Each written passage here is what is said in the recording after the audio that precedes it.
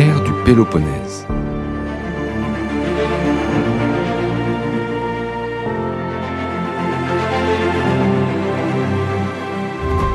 Bonjour à tous. Imaginez deux puissances, si proches géographiquement mais si différentes dans leur vision du monde, qui s'affrontent dans un conflit si dévastateur qu'il redéfinit complètement la civilisation grecque antique. C'est l'histoire de la guerre du Péloponnèse, ce conflit titanesque qui oppose Athènes et Sparte pendant presque 3 décennies, de 431 à 404 avant notre ère. Une guerre qui n'est pas seulement militaire, mais aussi idéologique, parce qu'elle oppose deux modèles de société. D'un côté, Athènes, une puissance maritime, démocratique, commerçante, rayonnante intellectuellement. De l'autre, Sparte, une cité terrestre, au régime politique complexe. Un conflit d'une ampleur inédite, qui mobilise l'ensemble du monde grec, divise des cités qui étaient jusque-là alliées et cause des pertes humaines catastrophiques. Pensez qu'Athènes perd jusqu'à 1/3 de sa population pendant cette guerre. La guerre du Péloponnèse marque un tournant décisif dans l'histoire de la Grèce antique. Elle signe la fin de l'âge d'or athénien et ouvre la voie de nouveaux équilibres qui aboutissent un siècle plus tard à la domination macédonienne puis romaine. Aujourd'hui, découvrons ce conflit dont les stratégies, les alliances et les retournements de situation continuent de fasciner les historiens et les stratèges militaires. Préparez-vous pour un voyage dans le temps, au 5e siècle avant notre ère, à l'époque où se forge le destin de la Grèce antique. Rappelons d'abord que les Grecs de l'Antiquité vivent dans des cités. Alors ce ne sont pas seulement des villes, mais des communautés humaines qui vivent sur un territoire, composé en effet d'une ville, mais aussi, et c'est important, de son territoire rural tout autour. Les cités peuvent être modestes ou très puissantes. Le territoire de la cité d'Athènes, que l'on appelle l'Attique, fait 60 km de long et représente 2600 km², soit la superficie de l'île de la Réunion ou d'un petit département français. Chaque cité est indépendante, a ses propres institutions, ses propres lois, ses propres soldats, généralement ses citoyens. Les cités grecques sont souvent en guerre les unes contre les autres pour s'agrandir ou pour dominer. Entre 490 et 479 avant notre ère, les Grecs sont confrontés à un péril immense, le puissant empire perse. Et face à cette menace existentielle, elles font quelque chose qui est rare chez elles s'unissent. Athènes et Sparte, malgré leurs différences, combattent côte à côte. Et après la victoire contre les Perses, les deux cités dominent le monde grec. Mais leurs chemins divergent rapidement. Athènes, sous la direction de Périclès, développe sa puissance maritime. Elle crée, en 478 avant notre ère, la Ligue de Délos, une alliance militaire et commerciale qui réunit une centaine de cités grecques. Officiellement, cette alliance vise à unir les cités pour poursuivre la lutte contre les Perses. Mais rapidement, Athènes la transforme en un véritable empire qu'elle contrôle d'une main de fer. Les cités membres de la Ligue doivent verser chaque année à Athènes un tribut, c'est-à-dire de l'argent, des métaux précieux ou des navires de guerre. Et très vite, Athènes utilise cet argent non seulement pour la défense commune, mais surtout pour financer ses propres projets, comme la reconstruction de l'acropole. Le trésor de la Ligue, qui était initialement conservé sur un sanctuaire, sur l'île de Délos, d'où son nom, est même transféré à Athènes en 454 avant notre ère. Claire, Athènes pique dans la caisse, quoi. Et quand des cités comme Naxos ou Tassos tentent de quitter la Ligue, Athènes répond par la force et les contraint à rester. En fait, de partenaires, ces cités deviennent des sujets. Et en cas de révolte, la répression peut être brutale. À Samos, en 441-440, les rebelles sont même marqués au fer rouge du symbole de la chouette d'Athéna. En parallèle, et contrairement à ce qu'on imagine souvent, Sparte n'est pas à cette époque la cité dominante qu'on décrit parfois. Elle sort même d'une période assez difficile. Plusieurs de ses alliés lui ont échappé, et en 464, un terrible tremblement de terre a détruit une grande partie de la cité. Ce n'est pas non plus une simple oligarchie militariste. Son régime est un assemblage unique et assez hétéroclite, comprenant une diarchie, c'est-à-dire il y a 2 familles royales qui règnent simultanément, des institutions démocratiques avec une assemblée, et effectivement certains éléments oligarchiques à travers des magistratures qui sont accessibles à un nombre limité de personnes. C'est ce que ça veut dire en grec, oligarchie, un petit nombre commande. Alors Sparte observe avec méfiance la montée en puissance d'Athènes. Elle est de son côté à la tête de la Ligue du Péloponnèse. Alors c'est une alliance beaucoup plus souple qui respecte l'autonomie de ses membres, et on va y trouver principalement des cités du Péloponnèse, cette péninsule du sud de la Grèce actuelle, comme Corinthe ou Mégare. Et donc les tensions entre ces 2 ligues, la Ligue de Délos d'un côté, la Ligue du Péloponnèse de l'autre, s'accumulent au fil des années. En 433 avant notre ère, un conflit éclate entre Corinthe, l'allié de Sparte, et Corcyre, qui est l'actuel Corfou. Et Corcyre va aller chercher le soutien d'Athènes. Les Athéniens interviennent, ce qui provoque la colère de Corinthe, qui demande logiquement à Sparte de réagir. Et à cela s'ajoutent les fameux décrets mégariens, par lesquels Athènes interdit aux habitants de la cité de Mégare, d'où le nom décret mégarien, d'accéder aux ports et aux marchés de son empire. En clair, c'est un blocus économique de la cité de Mégare, ce qui va l'étrangler, et évidemment Mégare est une alliée de Sparte. L'historien Thucydide, qui est notre principale source sur ce conflit, et qui a d'ailleurs lui-même participé à cette guerre comme stratège athénien, exprime cela clairement. Je le cite, « La vraie cause de cette guerre, celle qu'on passa le plus sous silence, me paraît être la suivante. C'est que les Athéniens, en accroissant leur puissance, inspirèrent de la crainte aux Lacédémoniens, c'est le nom qu'on donne aux Spartiates, et les contraignirent à la guerre. » Mais les historiens modernes nous invitent à nuancer cette vision. Thucydide, étant athénien, présente peut-être Sparte comme l'agresseur, pour justifier la politique de sa propre cité. En réalité, Sparte se remet à peine de ses difficultés, et elle est surtout poussée à la guerre par ses alliés, notamment Corinthe, qui voient leurs intérêts menacés par l'impérialisme athénien. Et donc, en 431 avant notre ère, après des années de tensions croissantes, l'affrontement devient inévitable. Le roi de Sparte, Archidamos, tente une dernière négociation. Mais les Athéniens, confiants dans leur puissance et suivant les conseils de Périclès, refusent tout compromis. La guerre du Péloponnèse commence. Guerre et sang. Ce qui fait la particularité de cette guerre, c'est qu'elle oppose 2 puissances aux stratégies radicalement différentes. Sparte est une puissance terrestre, avec une armée d'hoplites. Les hoplites, c'est le nom qu'on donne aux combattants à pied de l'époque, ça vient de hoplon, le bouclier rond qu'ils portent. Et donc cette armée d'hoplites est la plus redoutable de Grèce. Ce sont des soldats citoyens, entraînés dès l'enfance dans le cadre d'un système éducatif spartiate, l'agogé, très rude, et donc des soldats quasi invincibles sur un champ de bataille conventionnel. Nous sommes des Spartiates! Athènes, elle, est une puissance maritime, avec la flotte la plus imposante de Méditerranée. Ses trières, comme on nomme les navires de guerre, rapides, manœuvrés par des rameurs expérimentés, dominent les mers et protègent les routes commerciales qui assurent le ravitaillement de la cité. La stratégie de Périclès, qui est le principal responsable politique d'Athènes de l'époque, tient en quelques principes simples mais audacieux. D'abord, éviter le combat terrestre, où Sparte est supérieure. Ensuite, se replier derrière les longs murs qui relient Athènes au port du Pirée. Maintenir la maîtrise des mers pour assurer le ravitaillement. Et enfin, mener des opérations de harcèlement sur les côtes du Péloponnèse. Alors c'est un pari risqué, car il implique d'abandonner la campagne attique aux raids spartiates.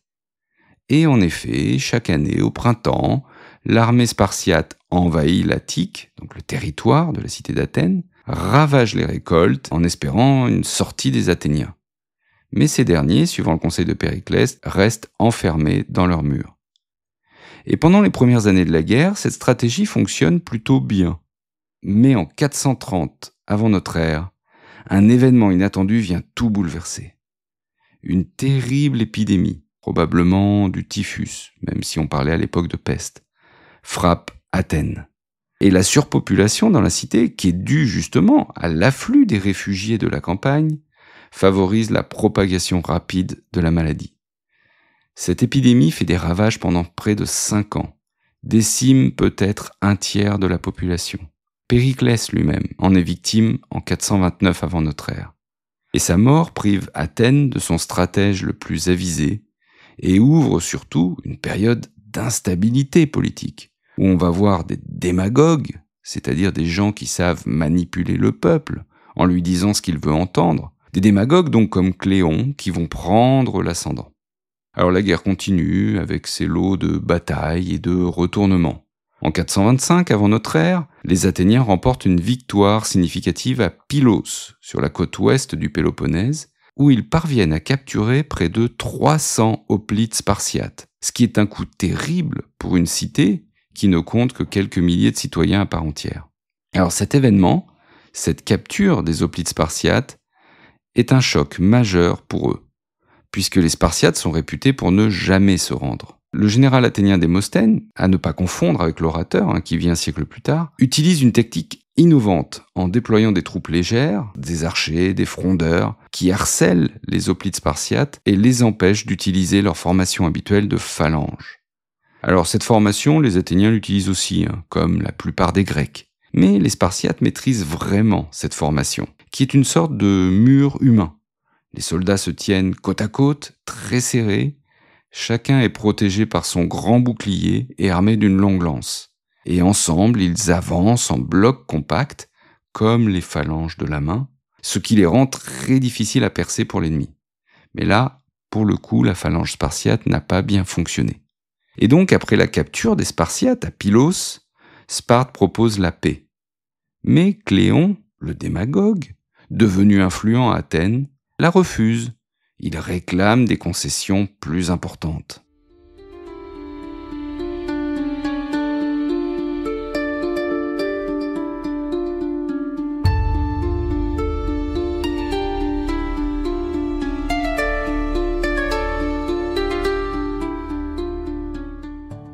Un autre tournant décisif se produit en 424 avant notre ère, lorsque le général spartiate Brasidas mène une brillante campagne en Thrace, une région qui est au nord de la mer Égée, et il parvient à détacher plusieurs cités de l'alliance athénienne, notamment Amphipolis, qui est alors une colonie stratégique pour Athènes. Thucydide, notre historien, mais à l'époque général athénien, échoue à défendre Amphipolis, ce qui lui vaut d'être exilé d'Athènes. Alors c'est un événement malheureux pour lui, mais heureux pour nous, puisque c'est pendant cet exil qu'il écrit sa fameuse « Histoire de la guerre du Péloponnèse ». Et en 422 avant notre ère, lors de la bataille d'Amphipolis, Brasidas et Cléon trouvent tous les deux la mort. Privés de leurs leaders les plus belliqueux, athéniens et spartiates, sont plus enclins à négocier. Et c'est comme ça qu'en 421 avant notre ère, la paix de Nicias, du nom du général athénien qui la négocie, est signée. Alors elle prévoit une trêve de 50 ans et le retour aux frontières d'avant-guerre. Mais cette paix est fragile. Plusieurs alliés de Sparte, comme Corinthe et Thèbes, refusent de la ratifier. Et donc cette période de paix reste précaire. Elle dure en fait 6 ans, pendant lesquels les tensions persistent. Athènes a conservé sa puissance navale, et elle commence à rêver à de nouvelles conquêtes. Et en 415 avant notre ère, sous l'influence d'Alcibiade, un jeune et ambitieux noble athénien, la cité lance une expédition massive contre Syracuse. Syracuse est à l'époque une puissante colonie de Corinthe en Sicile. C'est l'une des plus grandes opérations militaires de toute l'Antiquité. 134 trières, donc ces navires de guerre, 30 000 hommes qui sont engagés. Et cette expédition est un désastre total. Dès le départ, Alcibiade est accusé de sacrilège. On lui reproche d'avoir profané les Hermès, ces statues du dieu qui protègent les rues d'Athènes. Il s'enfuit à Sparte pour éviter le procès. Et arrivé à Sparte, il conseille les Spartiates sur la meilleure façon de vaincre ses compatriotes. Habile. Et sans leur leader charismatique, face à la résistance acharnée des Syracusains, qui sont aidés par Sparte, les Athéniens subissent défaite sur défaite. Et cette expédition se termine en 413 avant notre ère par un anéantissement presque total des forces athéniennes. Des milliers de soldats athéniens sont faits prisonniers, envoyés dans les carrières de Syracuse, les latomies, où la plupart meurent dans des conditions terribles. Ce désastre marque le début de la phase finale de la guerre. Les Athéniens avaient largement sous-estimé la résistance de Syracuse et surestimé, au contraire, leur propre capacité logistique.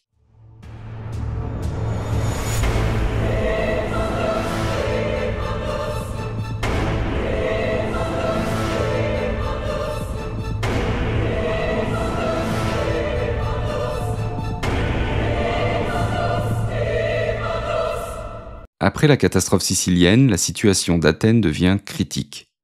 De nombreuses cités saisissent l'occasion et la faiblesse de leur dominatrice pour se rebeller contre la domination d'Athènes.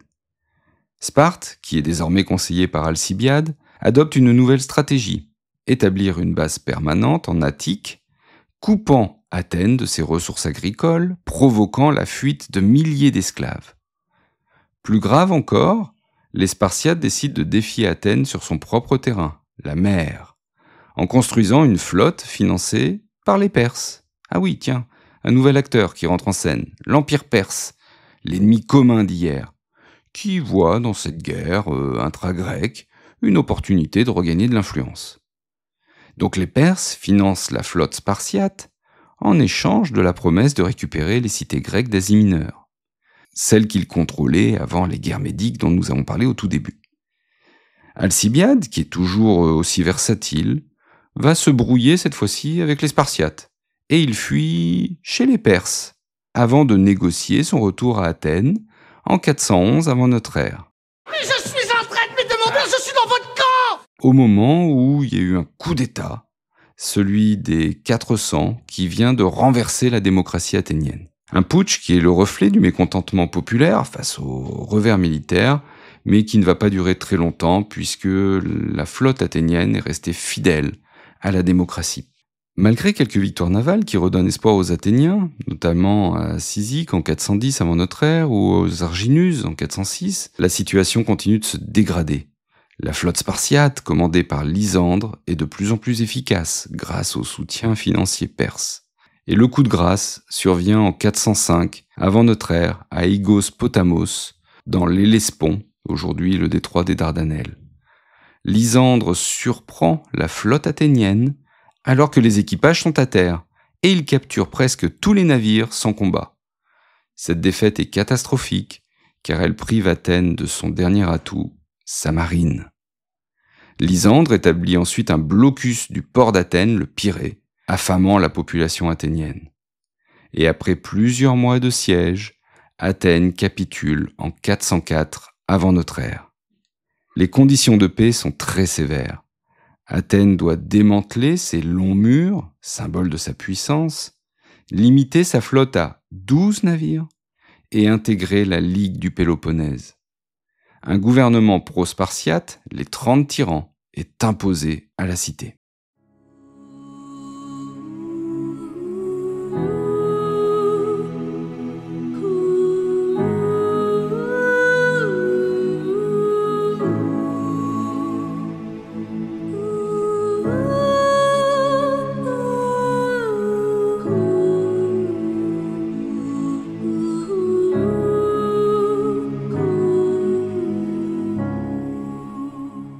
Après presque 3 décennies, la guerre du Péloponnèse s'achève donc sur la défaite totale d'Athènes. Mais cette victoire de Sparte est à double tranchant.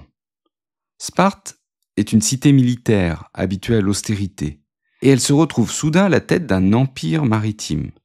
L'afflux de richesses et les nouvelles responsabilités internationales corrompent progressivement les valeurs traditionnelles spartiates. Surtout, et c'est là un paradoxe fascinant, Sparte adopte après sa victoire le modèle impérialiste qu'elle avait combattu. La faction dirigeante abandonne sa traditionnelle politique de partenariats équilibrés pour adopter des méthodes autoritaires.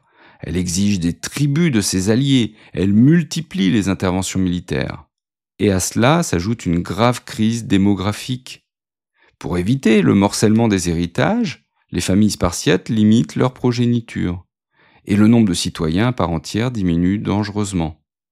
Ce qui fait que la puissance militaire de la cité repose de plus en plus sur les classes inférieures, qui sont envoyées combattre aux quatre coins de la Grèce pour éviter qu'elle ne se révolte. Ainsi, très rapidement, Sparte se révèle incapable de gérer un empire. Et son hégémonie est contestée dès 395 avant notre ère, lors de la guerre de Corinthe. La suprématie spartiate atteint son apogée en fait entre 386 et 371, avant que ses propres alliés, Athènes, qui se relève, Thèbes, qui nourrit ses propres ambitions, se soulèvent à leur tour. La défaite à Leuctre en 371 contre les Thébains met fin à cette suprématie finalement assez éphémère. Athènes, justement, malgré sa défaite, se relève rapidement. Les 30 tyrans qui avaient été imposés par Sparte sont renversés au bout de 8 mois, et la démocratie est restaurée. La cité va même reconstruire ses longs murs quelques années plus tard et reformer une alliance maritime. Mais elle ne retrouve jamais la puissance et le rayonnement du 5e siècle avant notre ère. Cette guerre a aussi profondément transformé le monde grec. Elle a épuisé les cités, elle a décimé des générations entières, et elle a miné la confiance entre les Grecs. Les valeurs panhelléniques, celles qui unissent tous les Grecs et qui avaient permis justement de s'unir face aux Perses, sont durablement affaiblies.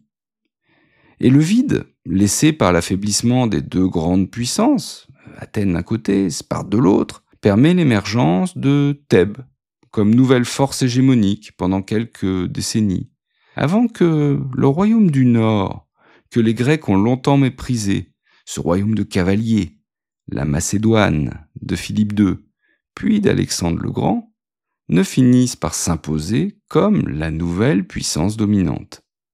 Bon, plus largement, la guerre du Péloponnèse marque une rupture dans l'histoire grecque.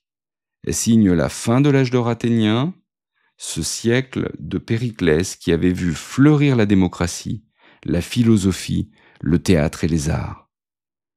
Pour les penseurs grecs comme Platon, dont le maître Socrate a vécu pendant cette guerre et en a subi les conséquences, il est condamné à mort en 399 avant notre ère, ce conflit devient le symbole de la décadence qui survient lorsque les ambitions et les passions l'emportent sur la raison et la modération. La guerre du Péloponnèse nous rappelle aussi comment les démocraties peuvent parfois prendre des décisions désastreuses sous l'influence de démagogues, comme ce fut le cas avec l'expédition de Sicile. Aussi, quand la démocratie devient impérialiste, quand elle oublie ses principes au nom de sa puissance, que reste-t-il ? La guerre du Péloponnèse, c'est donc une leçon politique qui résonne dans notre monde actuel. Thucydide l'a bien analysé. On parle d'ailleurs souvent du piège de Thucydide pour décrire la situation où une puissance établie, comme Sparte, se sent menacée par une puissance montante, comme Athènes, rendant la guerre presque inévitable. Certains experts y voient des parallèles avec la situation actuelle entre les États-Unis et la Chine. Et certains historiens vont même aussi jusqu'à comparer la guerre du Péloponnèse à la guerre froide, avec une Athènes impériale et autoritaire, qui serait l'équivalent de l'URSS, et Sparte plus respectueuse de l'autonomie de ses alliés, qui rappellerait les États-Unis et l'OTAN. Mais c'est une autre histoire. Merci d'avoir écouté cet épisode sur ce conflit majeur de l'Antiquité grecque. Le sujet a été choisi après un sondage sur le compte Instagram du podcast. N'hésitez pas à vous y abonner pour y retrouver toutes les actualités et des informations historiques. Vous trouverez d'ailleurs tous les détails en description. Si vous avez aimé cet épisode, vous pouvez me le dire sur Spotify. La section commentaires est ouverte. Et on se retrouve très bientôt pour une nouvelle page d'histoire.